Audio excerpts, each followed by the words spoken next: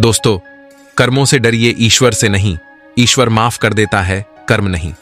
दोस्तों, कर्म लौट कर जरूर आता है, कर्म फल से कोई नहीं बचता। आइए समझते हैं इस कहानी के माध्यम से। दोस्तों, प्राचीन काल की बात है। एक बहुत ही बड़ा प्रसिद्ध नगर था। उस नगर में एक राजा रहता था। वो राजा जब धीरे धीरे बूढ़ा होने लगा तो उसकी रानियां उसकी उपेक्षा करने लगी थीं। राजा अपनी रानियों की उपेक्षा को बर्दाश्त नहीं कर पाता था और वो चिंतित रहने लगा। एक दिन उसने अपने वैद्य को बुलवाया और उससे कहा, हे वैद्यराज, क्या आप कोई इस तरह की दवाई तैयार कर सकते हैं जो मेरी खोई हुई जवानी को वापस कर सके? उस वैद्य ने सोचा कि ये राजा तो बड़ा ही मूर्ख है।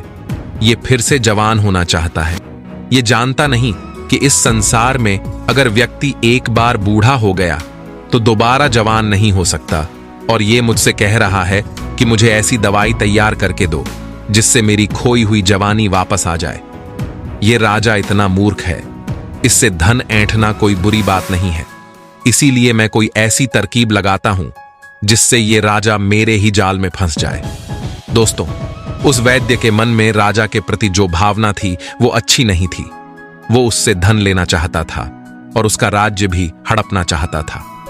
उस वैद्य ने कहा कि हे राजन, दवा तो मैं तैयार कर सकता हूं और मैं जानता हूं कि आपको उस दवा से पूरी तरह से लाभ भी होगा, लेकिन इसके लिए मेरे द्वारा बताई गई कुछ बातों को आपको स्वीकार करना होगा और उसका पालन भी करना होगा।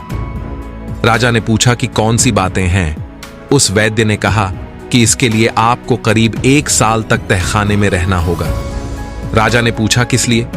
वैद्य ने कहा कि यह दवा तभी अपना प्रभाव डाल पाएगी जब वहां पर सूर्य की किरण ना पहुंच सके। तहखाना ही एक ऐसी जगह है जहां पर सूर्य की किरण नहीं पहुंच सकेंगी। वैद्य ने कहा कि आपको यदि जवान होना है और आप बुढ़ापे से छुटकारा पाना चाहते हैं तो ये त्याग आपको करना ही होगा। वैद्य की बात सुनकर राजा ने कहा, ठीक है वैद्यराज, मैं तहखाना बनवाने का निर्देश देता हूं। जब तक तहखाना तैयार होता है तब तक आप मेरे लिए दवाएं तैयार कर दीजिए।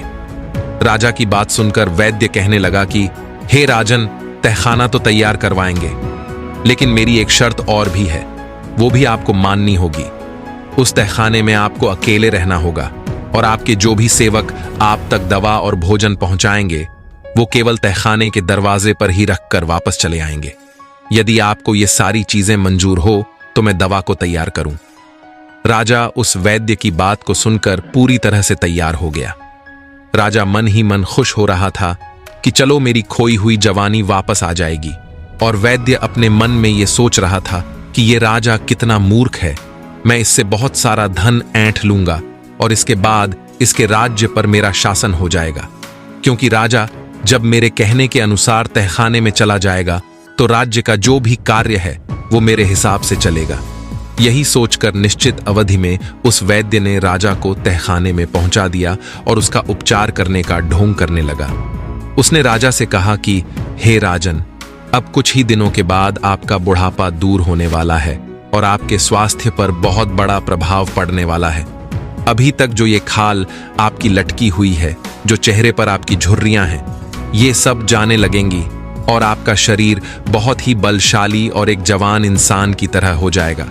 आपकी रानियां जब आपको देखेंगी तो वो आपको पहचान भी नहीं पाएंगी। दोस्तों, वो वैद्य इस तरह से अपनी चालाकी दिखा रहा था कि मानो वो स्वयं ही भगवान हो। उस वैद्य की बात को सुनकर राजा बड़ा प्रसन्न हुआ और कहने लगा कि हे वैद्यराज, हम तो यही चाहते हैं। यदि मेरी खोई हुई जवानी फिर से वापस हो जाए तो मैं तुम्हें मुंह मांगा इनाम दूंगा और इतना धन दूंगा कि तुम्हारी आने वाली पीढ़ियां भी मालामाल हो जाएंगी। वो वैद्य राजा को जवान बनाने का ढोंग करता रहा और दूसरी तरफ उसने जंगल के रास्ते से एक सुरंग को खुदवाकर उसे तहखाने से मिलवा दिया। इसके बाद वो किसी ऐसे व्यक्ति की तलाश करने लगा जो राजा का बिल्कुल हमशक्ल हो, जिसकी शक्ल राजा से मिलती जुलती हो और वो व्यक्ति जवान हो। दोस्तों, एक दिन की बात है, नदी के तट पर स्नान करता हुआ एक व्यक्ति वैसा ही दिखाई दिया जैसा वो वैद्यराज चाहता था, जिसकी शक्ल सूरत बिल्कुल उस बूढ़े राजा से मिल रही थी।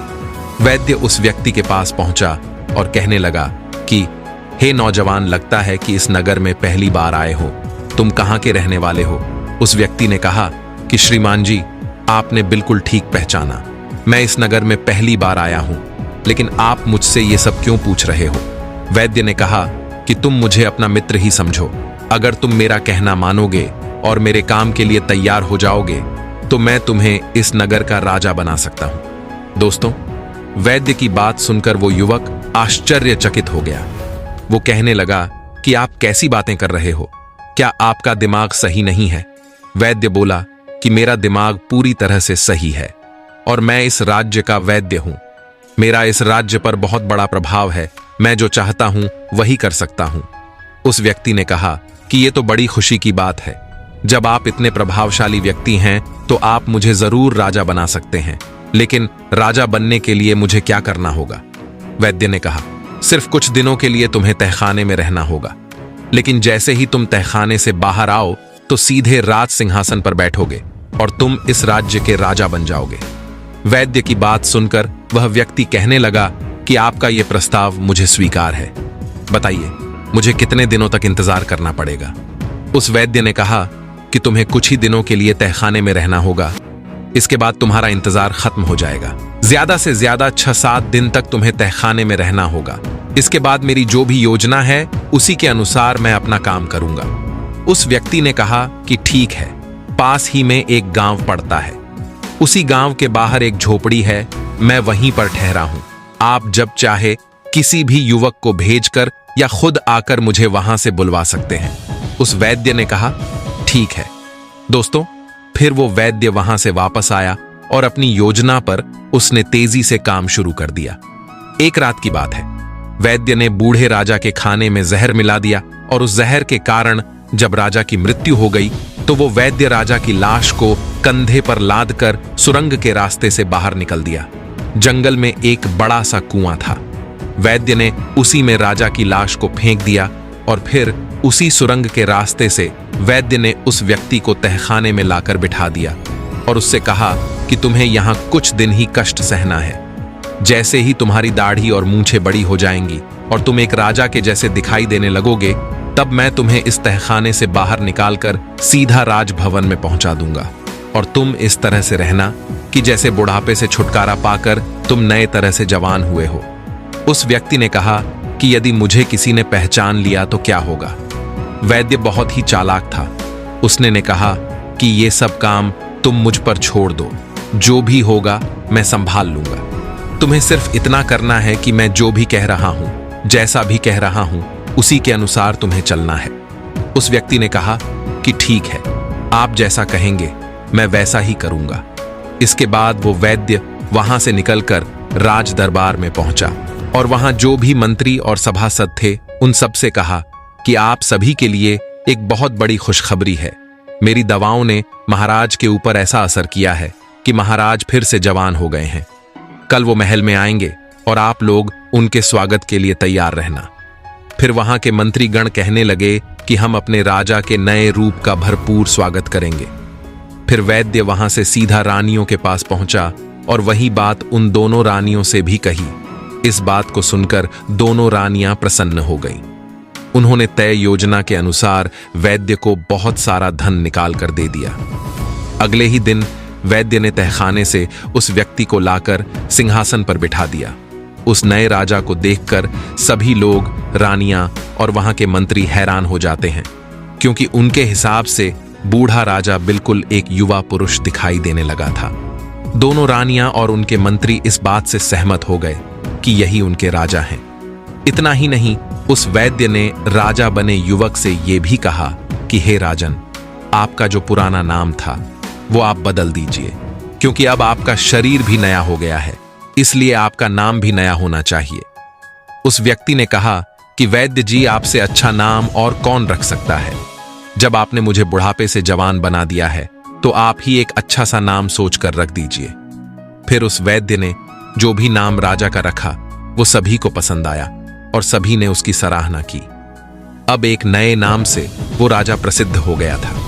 उसी नए नाम से उस राजा की राज्य महल में जय जयकार होने लगी। कुछ दिन तो राजा और वो वैद्य एक दूसरे के इशारों पर चलते रहे, लेकिन जैसे ही परिस्थिति राजा के अनुकूल हो गई और सब कुछ सामान्य हो गया तो उसने वैद्य की उपेक्षा करना शुरू कर दिया। ये देखकर वो वैद्य बड़ा दुखी हो गया। एक दिन उसने एकांत में राजा से कहा कि हे राजन, आपने तो सिंहासन प्राप्त करते ही मेरी उपेक्षा करना शुरू कर दिया। आपको याद है कि क्या वचन आपने मुझे दिया था? वो राजा कहने लगा कि कैसा वचन, किस वचन की बात कह रहे हो? वैद्य ने कहा कि मैं उसी वचन की बात कह रहा हूं जो आपने राजा बनने से पहले दिया था कि आप भविष्य में राजकाज मेरे ही आदेश के अनुसार चलाएंगे। लेकिन आप तो मुझसे कुछ भी नहीं पूछते हैं। राजकार्य तो आप अब मंत्रियों के परामर्श से ही चलाते हो। फिर उस नए राजा ने वैद्य से कहा कि तुम वैद्य राज हो, मंत्री नहीं, इसलिए तुम्हारा परामर्श लेना मेरे लिए आवश्यक नहीं है। इस बात को सुनकर वो वैद्य बहुत क्रोधित हो गया और चेतावनी भरे हुए कड़े स्वर में कहने लगा कि हे राजन, ये मत भूलिए कि इस सिंहासन पर आपको मैंने प्रतिष्ठित किया है। मेरे ही प्रयास के कारण आप इस राज्य के राजा बने हुए हो। फिर सिंहासन पर बैठे उस व्यक्ति ने कहा कि तुम झूठ बोल रहे हो, तुम कैसी बातें कर रहे हो? तुम मुझे राज सिंहासन पर बैठाने वाले कौन होते हो? ये राज्य सिंहासन मैंने अपने पूर्व जन्म के कर्मों से प्राप्त किया है। मैंने अच्छे कर्म किए, त्याग किया, तपस्या की, और उसी का प्रमाण है कि मैं आज राजा बना हूं। ये सिंहासन मुझे अपने पूर्व जन्मों के तप और त्याग के फल स्वरूप प्राप्त हुआ है। उस व्यक्ति ने कहा कि समय आने पर तुम्हें सब कुछ पता चल जाएगा और इसका प्रमाण भी तुम्हें मिल जाएगा कि मैंने कैसे अपने पूर्व जन्म के कर्मों के अनुसार इस राज्य के सिंहासन को प्राप्त किया है। राजा की बात सुनकर वैद्य उदास मन से वहां से चला गया। वो मन ही मन राजा को कोसने लगा कि धोखेबाज धूर्त कहता है कि मेरे पूर्व जन्म के तप के स्वरूप ये सिंहासन मिला है। समय आने दो, मैं देख लूंगा कि तेरे तप और त्याग का कैसा परिणाम मिला है। धीरे धीरे समय बीतता गया। एक दिन राजा नाव में विहार करने के लिए अपने मंत्री और उस वैद्य के साथ नदी के किनारे पहुंचा। उसने नदी के जल में बहते हुए 5 कमल पुष्प देखे। फिर उसने आदेश देकर वो 5 फूल नदी में से निकलवाए। फिर ध्यान से उन्हें देखता हुआ कहने लगा, आश्चर्य, ये फूल तो बिल्कुल सोने के लगते हैं। मैंने जीवन में कभी इतने अद्भुत कमल के फूल नहीं देखे। मंत्री ने भी सहमति जताई कि ऐसे फूल तो मैंने पहली बार देखे हैं। देखिए तो इनमें कैसी सुंदर पीली पीली किरणें निकल रही हैं। इन्हें तो आपको अपने सरोवर में लगवाना चाहिए। राजा ने वैद्य की ओर इशारा करते हुए कहा कि वैद्यराज, आप तो वनस्पति शास्त्र के बहुत ही गहरे जानकार हैं। बहुत सी जड़ी बूटियों को आप देखते ही पहचान लेते हैं कि ये कौन सी जड़ी बूटियां हैं। तो जाकर उस स्थान का पता तो लगाइए जहां से ये फूल नदी में बहकर आए हैं, और यदि हो सके तो इनके कुछ बीज भी ले आइएगा। मैं इन्हें अपने सरोवर में लगवाना चाहता हूं। कोई और अवसर होता तो वो वैद्य जाने से इनकार कर देता, किंतु इतने मंत्रियों की उपस्थिति में वो कैसे इनकार कर सकता था? यदि इनकार करता तो उसकी योग्यता पर प्रश्न चिन्ह लग जाता। सब यही सोचते हैं कि इस वैद्य को वनस्पति शास्त्र का कोई भी ज्ञान नहीं है, ये तो केवल पाखंडी है और बड़ी बड़ी हाँकता रहता है, इसे कुछ भी मालूम नहीं है। इस तरह से सोचकर कि उसकी हंसाई ना हो जाए, वो वैद्य तैयार हो गया। नदी के बहाव के विपरीत दिशा में चलता हुआ वो वैद्य उस नदी के उद्गम स्थल पर पहुंचा, जहां उसने एक बहुत पुराना ऐसा मंदिर देखा जो खंडहर में तब्दील हो चुका था। उस मंदिर का अधिकतर हिस्सा ध्वस्त हो चुका था। सिर्फ वही कक्ष कुछ अच्छी हालत में बचा हुआ था, जिसमें भगवान शिव की मूर्ति थी। भगवान शिव की मूर्ति को देखकर उस वैद्य ने भगवान शिव को प्रणाम किया। फिर उस कक्ष के बाहर निकलकर मंदिर के प्रांगण में पहुंचा और इधर उधर निगाह दौड़ाने लगा। तभी उसकी निगाह एक बरगद के वृक्ष पर पहुंच गई। वो बरगद का पेड़ बहुत ही विशाल था और नदी के किनारे उगा हुआ था।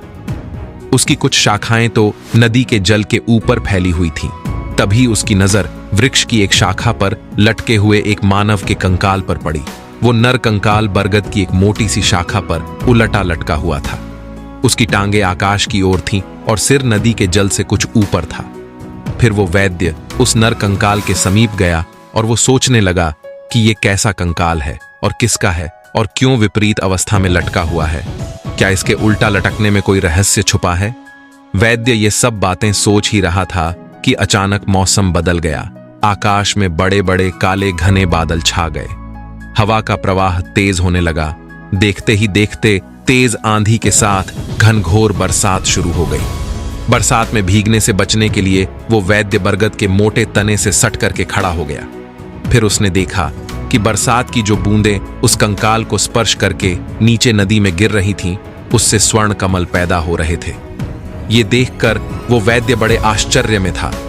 बारिश जब बंद हुई तो वैद्य ने लटकते हुए कंकाल को छूने का प्रयास किया। तभी अचानक नर कंकाल शाखा से अलग होकर नदी के जल में जाकर गिर गया और गहरे जल में जाकर वहीं विलीन हो गया। वैद्य जब वापस लौट कर आया तो उसने जो भी घटना हुई थी वो सब राजा को बता दी। ये सब सुनकर के राजा के चेहरे पर मुस्कान आ गई। उसने वैद्य से कहा कि वैद्यराज, जिस नर कंकाल को तुम देख कर आ रहे हो वो पूर्व जन्म में मेरा ही शरीर था। मैंने अपने पूर्व जन्म में उस बरगद के वृक्ष पर उल्टा लटक कर वर्षों तक भगवान भोले बाबा की तपस्या की थी। मैं एक योगी था। तपस्या के दौरान ही मेरी मृत्यु हो गई थी। वर्षों तक उल्टा लटके रहने के कारण मेरा शरीर सूख गया था और नर कंकाल में तब्दील हो चुका था, और अब तो वो नर कंकाल भी शेष नहीं रहा। अच्छा हुआ जो मेरे पूर्व शरीर को मुक्ति मिल गई। राजा की इन बातों को सुनकर उस वैद्य ने कहा, पर मेरी एक शिकायत अब भी है आपसे। मेरे प्रयासों से आप राजा बने और आप अभी भी मेरी उपेक्षा कर रहे हो। उस राजा ने कहा कि हे वैद्यराज, यही तो तुम्हारा भ्रम है। मैंने तुम्हें बताया तो है कि राज्य पद मुझे मेरे पूर्व के जन्म के कर्मों के फल के कारण मिला है। फिर उस वैद्य ने कहा, तो क्या मेरे प्रयासों का कोई मतलब नहीं है? राजा कहने लगा कि तुमने जितने भी काम किए वो सब अपने स्वार्थ के कारण ही किए। मैं तो तुम्हारी कुछ ऐसी बातों को भी जानता हूं जिनके कारण मैं तुम्हें सूली पर भी चढ़ा सकता हूं, लेकिन मैं ऐसा नहीं करूंगा, क्योंकि तुमने मेरे साथ जो भी किया है और किसी के साथ भी किया है उसका फल तो तुम्हें ईश्वर देगा। ये सुनकर वैद्य भय से कांपने लगा। राजा ने जब उसे कांपते हुए देखा तो वो कहने लगा, डरने की कोई बात नहीं है, विश्वास रखो। मैं तुम्हें सूली पर लटकाने का आदेश नहीं दूंगा, क्योंकि मैं जानता हूं कि जन्म मरण हानि लाभ ये सब कुछ भगवान की इच्छा से ही होता है। अपने पूर्व जन्म के कर्मों का फल मैं इस जीवन में राजा बनकर पा रहा हूं। तुम अपने कुछ कर्मों का फल अगले जन्म में भोगोगे।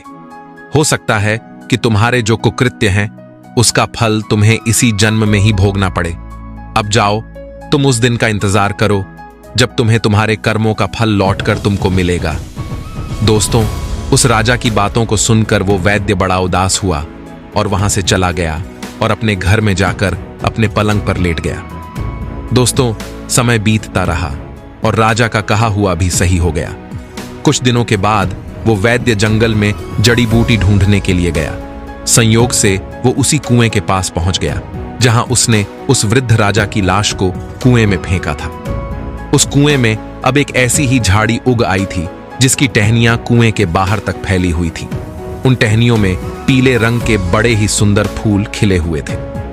वैद्य उन फूलों को देखकर उन पर मंत्र मुक्त हो गया और उनको तोड़ने के लिए वो अपने आप को रोक ना सका। वो कुएं के पास पहुंचा और नीचे झुककर जैसे ही झाड़ी से फूल तोड़ने का प्रयास करने लगा, एकाएक उसका पैर फिसला और वो उसी कुएं में जाकर गिर गया। वैद्य ने सहायता के लिए बहुत आवाज लगाई, लेकिन उस सुनसान घने जंगल में उसकी आवाज सुनने वाला कोई नहीं था। उसे बचाने के लिए कोई भी नहीं आया। दोस्तों, परिणाम वही हुआ। भूखा प्यासा वैद्य उस कुएं में तड़प तड़प कर मर गया।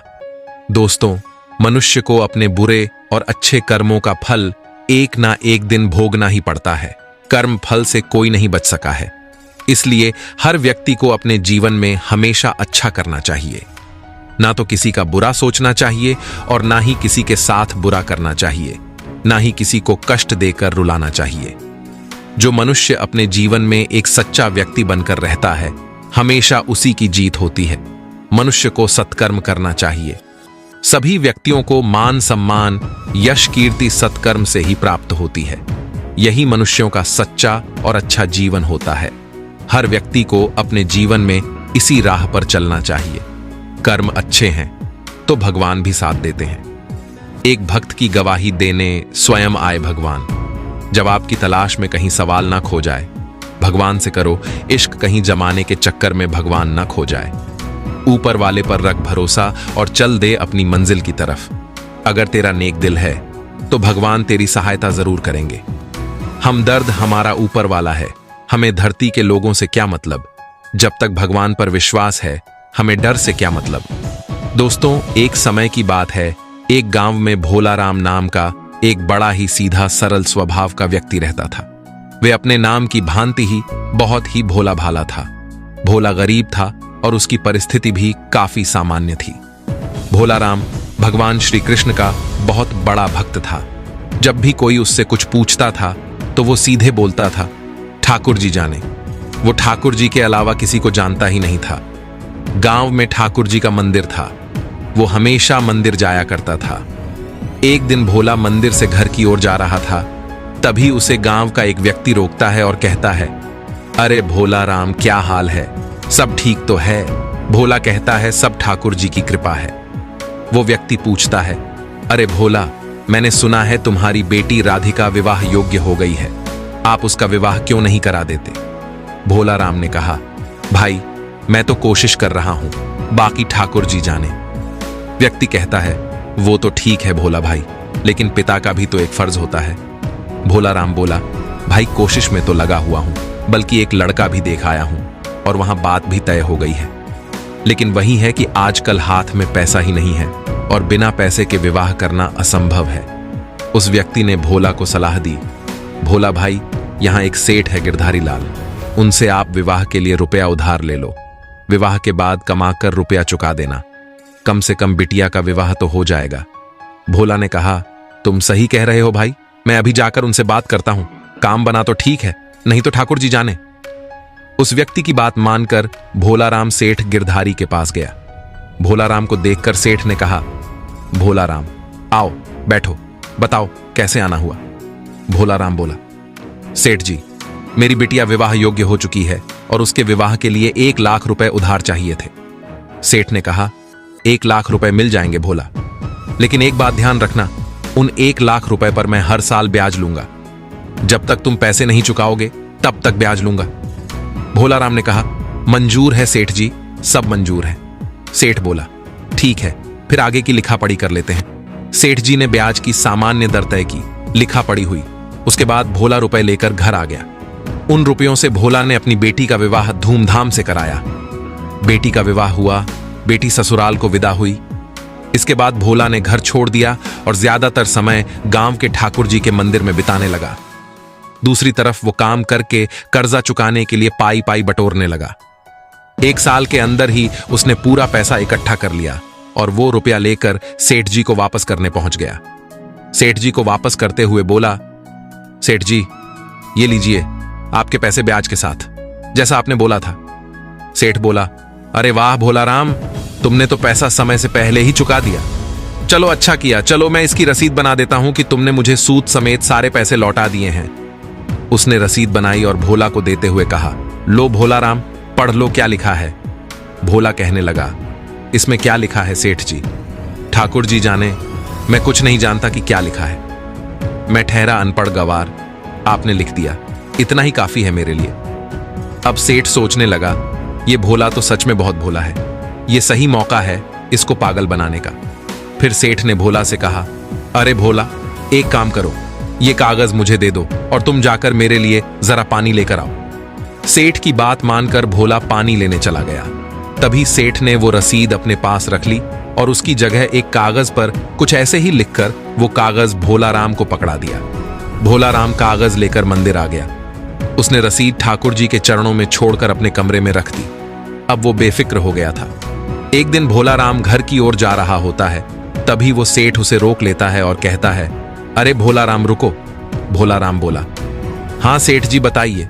सेठ बोला, अरे भोला राम, मैंने तुम्हें कुछ दिन पहले 1 लाख रुपए दिए थे, तो तूने वो अभी तक लौटाए क्यों नहीं?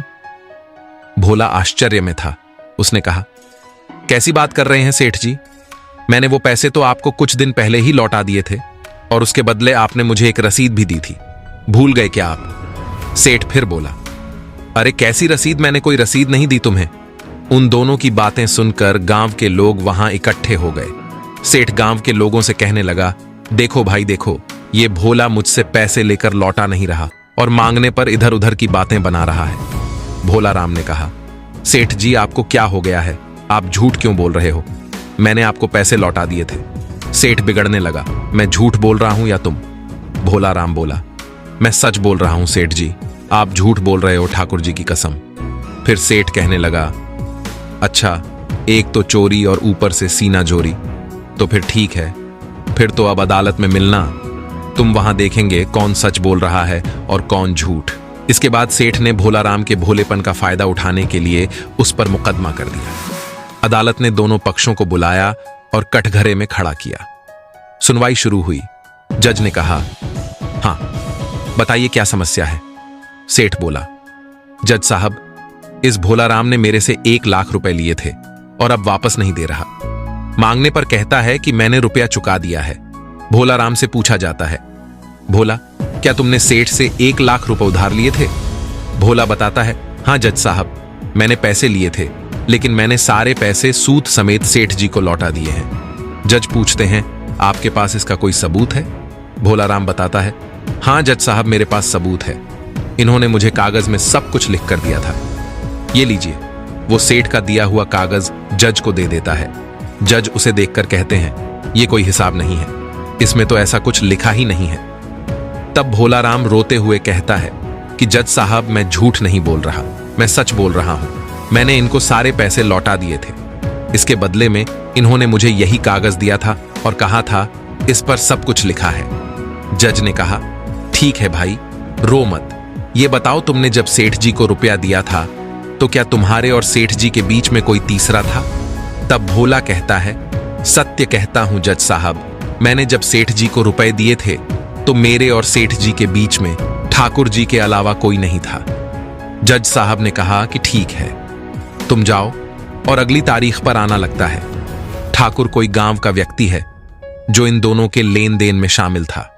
जज साहब ने सोचा कि ठाकुर कोई भोला राम के गांव का रहने वाला आदमी होगा। उन्होंने अपने ठाकुर को ढूंढने का आदेश जारी कर दिया। ठाकुर को ढूंढने के लिए चपरासी जज का दिया हुआ नोटिस लेकर पूरे गांव में घूमा, लेकिन उस गांव में कोई ठाकुर जी नाम का आदमी नहीं था। चपरासी परेशान हो गया। इसी दौरान उसे एक व्यक्ति मिला। चपरासी ने उससे पूछा, अरे भैया जरा रुको, इस गांव में कोई ठाकुर जी नाम का आदमी रहता है क्या? व्यक्ति बोला, इस गांव में ठाकुर तो कोई नहीं है, हां लेकिन वहां गांव के भीतर ठाकुर जी का एक मंदिर है, आप वहां देख लेना एक बार। चपरासी बोला, ठीक है भाई, मैं वहीं जाकर पता करता हूं। चपरासी जैसे तैसे ठाकुर जी के मंदिर में पहुंचा। वहां उसने देखा कि मंदिर में भी कोई नहीं है। वो सोचने लगा कि हे भगवान, यहां भी कोई नहीं है।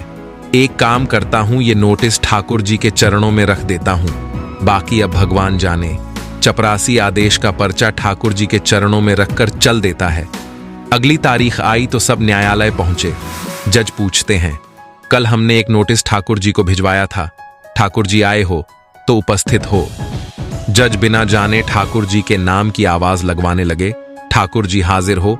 तभी एक बूढ़ा आदमी धीरे धीरे चलता हुआ गवाह के कटघरे में आकर खड़ा हो गया।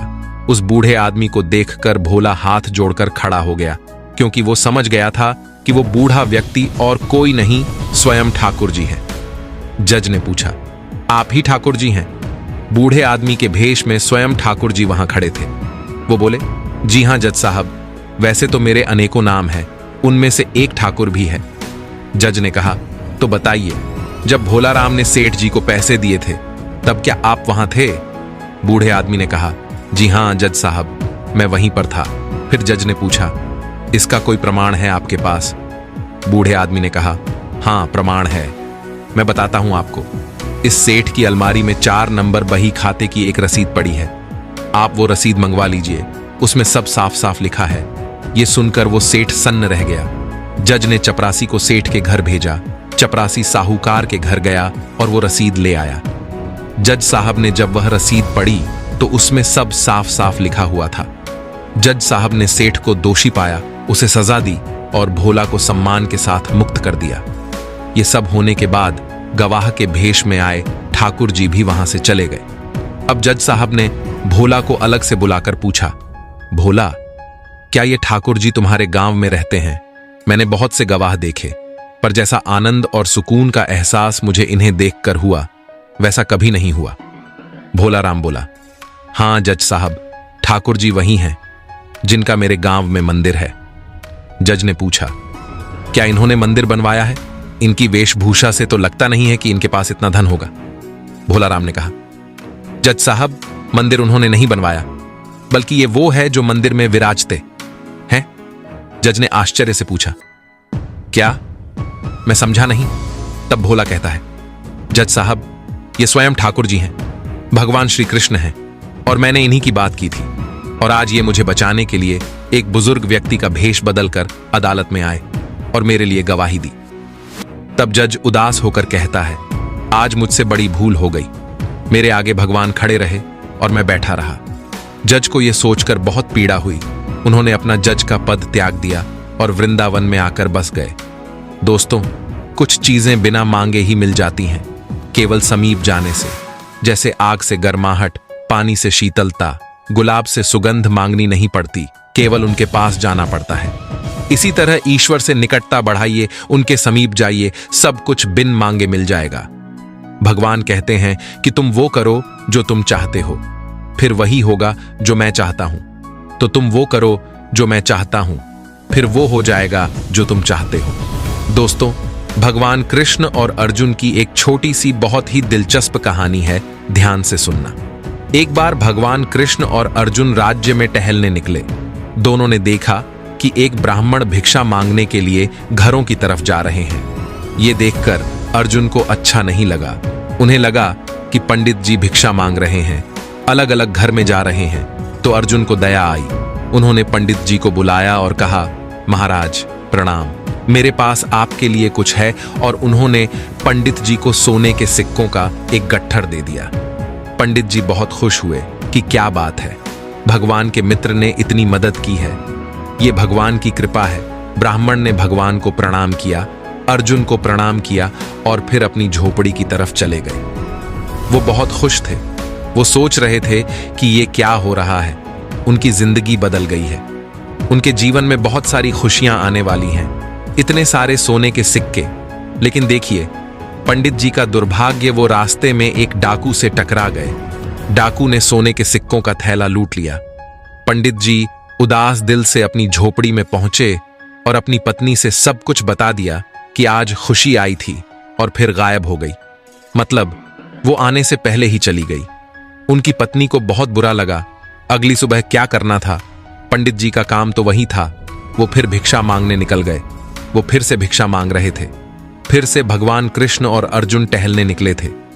उन्होंने देखा कि पंडित जी अभी भी भिक्षा मांग रहे हैं। तो उन्होंने ब्राह्मण देव को बुलाया और कहा, ब्राह्मण देव प्रणाम, क्या हुआ? मैंने तुम्हें सोने के सिक्कों का एक थैला दिया था, फिर क्यों तुम फिर से भिक्षा मांगने आए हो? तो पंडित जी ने सब कुछ बता दिया कि कल मेरी किस्मत ठीक नहीं थी। अर्जुन को बहुत दया आई। अर्जुन ने कहा कि तुम चिंता मत करो, मेरे पास तुम्हारे लिए एक बहुत ही कीमती चीज है, एक अनमोल मोती जिसकी कीमत का कोई अंदाजा नहीं लगा सकता। उन्होंने वह पंडित जी को दिया और कहा, इसे अपने पास रखो, तुम्हारी जिंदगी बदल जाएगी। पंडित जी फिर से खुश हो गए, भगवान को प्रणाम किया और अर्जुन का धन्यवाद किया और कहा, अर्जुन तुम सबसे अच्छे हो, इस दुनिया में तुमसे बेहतर कोई नहीं है। उसके बाद पंडित जी झोपड़ी की तरफ बढ़ गए। वो बहुत खुश थे कि क्या बात है, भगवान श्री कृष्ण के दोस्त अर्जुन ने कमाल कर दिया, उन्होंने मुझे फिर से दान दिया। जब वो झोपड़ी में पहुंचा, उनकी पत्नी नदी किनारे पानी भरने गई हुई थी। पंडित जी उस मोती को छुपाने के लिए कोई सुरक्षित जगह झोपड़ी में ढूंढने लगे कि वो उस कीमती मोती को कहां छिपाएं चोर की नजर से, जो बचाना था। तो पंडित जी ने एक पुराना बर्तन देखा। उनके पास कोई डिब्बा नहीं था, बस एक पुराना बर्तन था। उन्होंने उस मोती को उस बर्तन में रख दिया। पंडित जी को लगा कि यहां ये सुरक्षित रहेगा, चोर इसे नहीं देख पाएगा।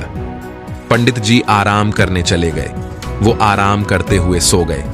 इसी बीच पंडित जी की पत्नी पानी भरने नदी किनारे गई हुई थी। जो बर्तन उसने लिया था वो दुर्भाग्यवश टूट गया। अब जब उसकी पत्नी झोपड़ी में वापस आई तो उसे याद आया कि उसने एक पुराना बर्तन रखा था। उसने वहीं पुराना बर्तन उठा लिया और फिर से नदी किनारे चली गई। उसे पानी की जरूरत थी तो उसने उस बर्तन को नदी में डुबो दिया। जैसे ही उसने बर्तन डुबोया, मोती फिसलकर पानी में बह गया। जब वो पानी भरकर झोपड़ी में वापस आई तो पंडित जी बैठे हुए थे। उनका माथा ठंडा था। उन्होंने पूछा, ये क्या किया? वो पुराना बर्तन कहाँ ले गई? उसकी पत्नी ने बताया कि वह पानी भरने गई थी, नया बर्तन टूट गया था। पंडित जी बोले, तूने सब बर्बाद कर दिया। आज धनुर्धर अर्जुन ने मुझे एक मोती दिया था, वो अनमोल था। मैंने उसे पुराने बर्तन में रखा था। तूने वो पुराना बर्तन ले लिया और चली गई और वो मोती पानी के साथ बह गया। सब कुछ खत्म हो गया। अगले दिन पंडित जी फिर से भिक्षा मांगने गए।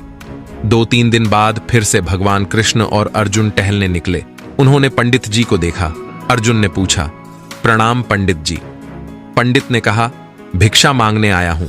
अर्जुन ने पूछा, उस मोती का क्या हुआ जो मैंने तुम्हें दिया था?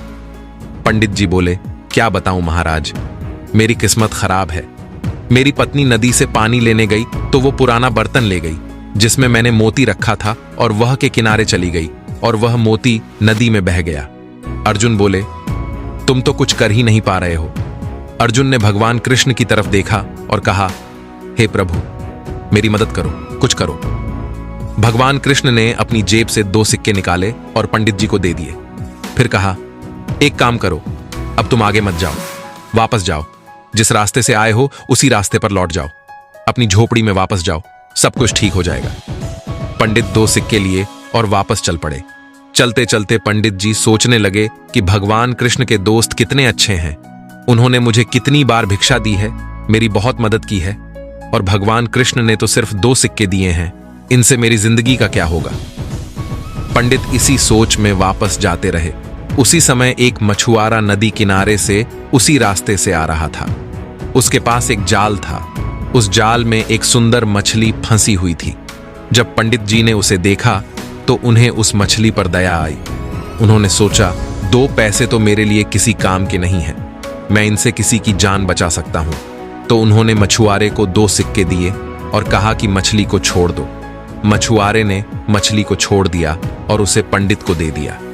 पंडित ने सोचा कि वो नदी किनारे जाकर मछली को आजाद करेगा, वह मछली को पानी में छोड़ देगा। वह नदी के किनारे पहुंचा। वो मछली को नदी में छोड़ने ही वाला था। तभी उसने एक मोती देखा। वो मोती मछली ने खा लिया था। पंडित मोती को देखकर खुशी से चिल्लाने लगा, मिल गया। जब वो चिल्ला रहे थे तभी वही डाकू वहां से गुजर रहा था। उसने देखा कि पंडित चिल्ला रहे हैं, मिल गया, मिल गया। डाकू ने सोचा कि शायद पंडित ने उसे पहचान लिया है, इस बार उसे सजा मिलेगी। डाकू दौड़ते हुए आया और पंडित के पैरों पर गिर गया। उसने कहा, महाराज कृपया मुझे माफ कर दो। तुम यह सोने के सिक्के रख लो, तुम सारी थैलियां रख लो, बस मुझे माफ कर दो, मुझे सजा मत दो। चोर पंडित के पैरों पर गिर गया। अब सोने के सिक्कों की थैली पंडित के हाथ में आ गई थी। मोती पहले से ही उसके हाथ में था। सब कुछ ठीक हो गया था।